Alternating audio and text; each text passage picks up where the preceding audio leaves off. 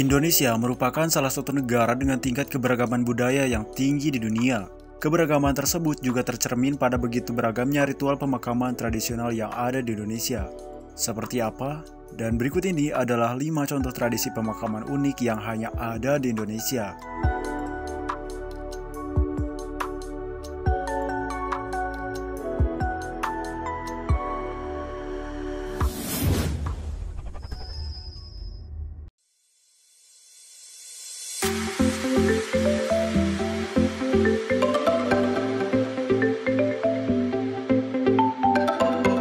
Siapa yang tidak tahu dengan upacara yang satu ini? Yap, ngaben adalah salah satu upacara pemakaman yang berasal dari Bali. Pelaksanaan ngaben hampir selalu bakal menarik perhatian orang-orang di sekitarnya, karena ngaben kerap digelar secara besar-besaran dan melibatkan banyak peserta. Karena upacara ngaben dilaksanakan secara akbar, ngaben pun memerlukan biaya yang besar. Itulah sebabnya, biasanya upacara ngaben hanya dilakukan oleh golongan orang-orang mampu. Namun golongan orang yang kurang mampu juga bisa melakukan upacara ngaben dengan cara melakukannya secara massal alias patungan. Upacara ngaben selalu diikuti dengan pembakaran atau kremasi mayat. Tujuannya adalah untuk mensucikan arwah jenazah saat pergi meninggalkan dunia. Penggunaan api juga dimaksudkan untuk menghormati Dewa Brahma, salah satu dewa dalam agama Hindu yang dipercaya bisa menjelma menjadi api. Sebelum upacara ngaben dilangsungkan, tubuh jenazah akan dimandikan terlebih dahulu di rumah keluarga yang ditinggalkan. Setelah selesai dimandikan, jenazah kemudian akan dibawa menuju lokasi pemakaman sambil diarak. Dalam arak-arakan tersebut, para anggota keluarga yang ditinggalkan akan ikut berparade sambil membawa foto sanak keluarganya yang sudah meninggal. Sejumlah orang yang memainkan gamelan juga turut mendampingi arak-arakan ini. Sesampainya di lokasi tujuan, jenazah kemudian akan dibakar dan abunya dimasukkan ke dalam buah kelapa. Buah kelapa berisi abu tersebut selanjutnya dihanyutkan ke sungai atau laut.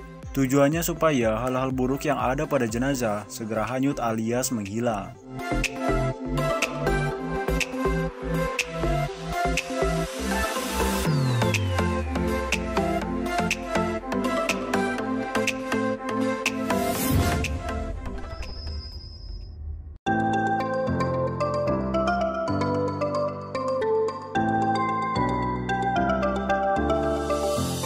Toraja adalah nama dari suku yang berasal dari Sulawesi Selatan. Suku ini terkenal dengan rumah adatnya yang bernama Tongkonan. Tongkonan amat mudah dikenali dengan melihat atapnya yang panjang dan melengkung. Atap Tongkonan sendiri dibuat dalam kondisi demikian supaya nampak mirip dengan kapal.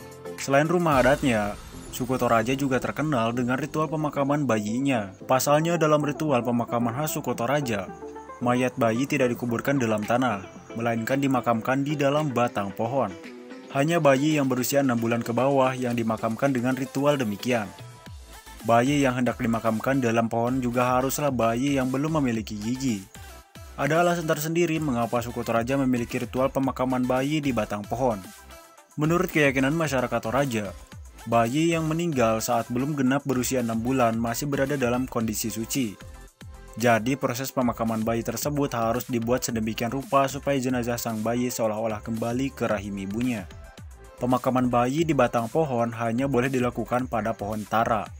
Batangnya yang lebar dan getahnya yang banyak menyebabkan pohon ini nampak seperti rahim manusia yang menampung kembali bayinya saat ada jenazah bayi yang dimakamkan di dalam batang pohon.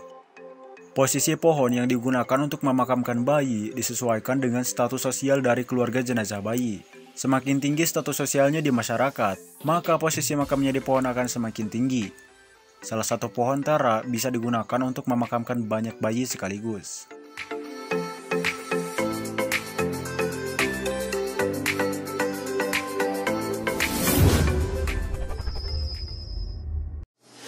Have you ever met someone you could not get mad at? Papua merupakan pulau terbesar kedua di dunia. Pulau ini terletak di ujung timur Indonesia. Meskipun penduduk di pulau ini dari segi fisik terlihat serupa, namun Pulau Papua aslinya merupakan pulau yang dihuni oleh beragam suku. Satu dari sekian banyak suku tersebut adalah suku Asmat. Suku Asmat memiliki ritual pemakaman yang bakal mengingatkan kita akan ritual pemakaman Mesir kuno. Pasalnya saat ada anggota suku Asmat yang meninggal, jasadnya akan diawetkan menjadi mumi. Tidak semua orang Asmat bakal dijadikan mumi seusai meninggal. Hanya mereka yang memiliki kedudukan tinggi dalam komunitas suku setempat yang mayatnya bakal dijadikan mumi. Misalnya kepala suku. Tidak lama setelah seorang meninggal, jasadnya akan dibaluri dengan ramuan khusus yang berfungsi sebagai zat pengawet. Sesudah itu, tubuh jenazah tadi akan ditempatkan di depan perapian yang sedang menyala dalam posisi duduk. Saat asap mengenai tubuh jenazah akan berubah menjadi hitam. Panas yang dilepaskan oleh asap juga membantu membuat tubuh jenazah menjadi semakin awet dan tahan terhadap proses pembusukan. Tubuh jenazah tadi kemudian akan dibawa ke hadapan orang banyak setiap kali perkampungan tersebut menggelar acara yang dihadiri oleh banyak orang. Tujuannya adalah supaya penduduk yang masih hidup bakal senantiasa mengingat keberadaannya. Have you ever met someone you feel like he's the one?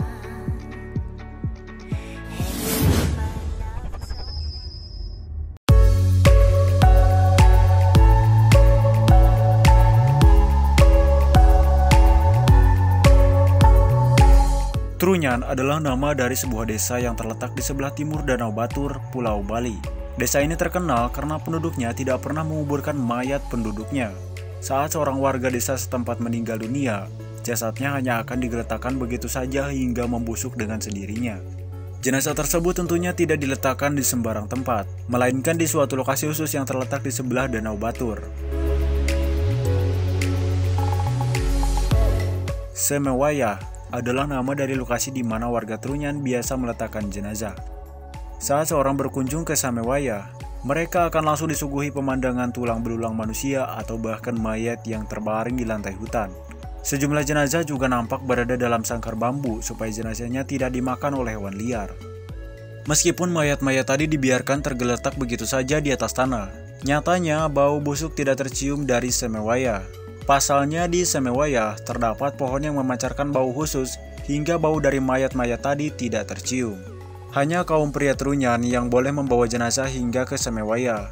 Masyarakat Trunyan percaya bahwa jika ada perempuan Trunyan yang nekat memasuki Semewayah, maka desa mereka akan ditimpa bencana.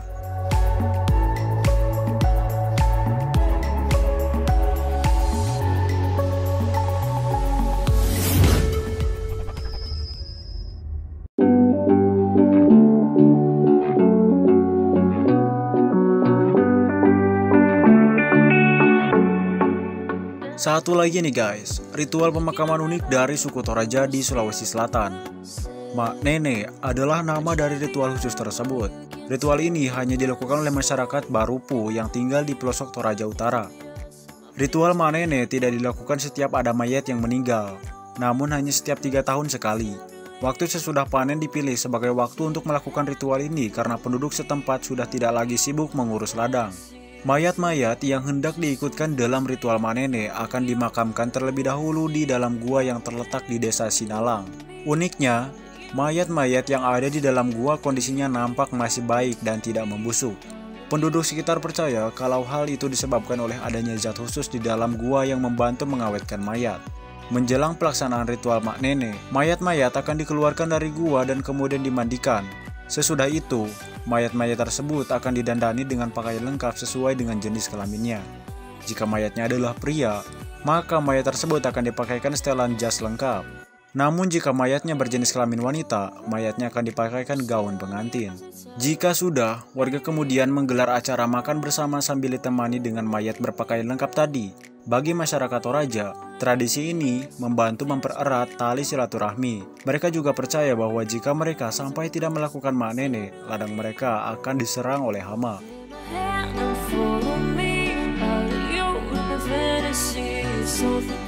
Nah guys, itulah tadi 5 ritual pemakaman unik yang hanya ada di Indonesia.